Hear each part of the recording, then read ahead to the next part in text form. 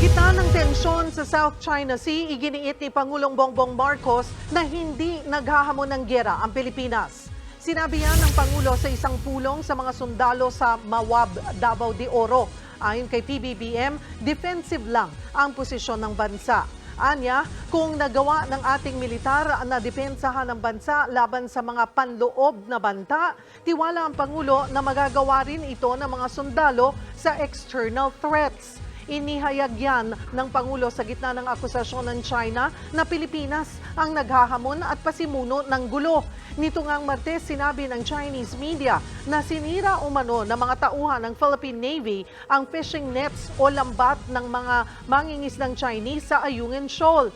Pasok ang Ayungin sa exclusive economic zone ng Pilipinas. Pero pumalag sa akusasyon ang Armed Forces of the Philippines. Gitang AFP, tangkalang ito ng China na i-distract ang publiko sa kanilang mga iligal at agresibong aksyon.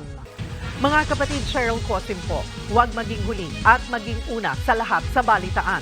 Para sa tuloy-tuloy na talakayan sa Frontline, mag-follow at mag-subscribe sa social media pages ng News 5.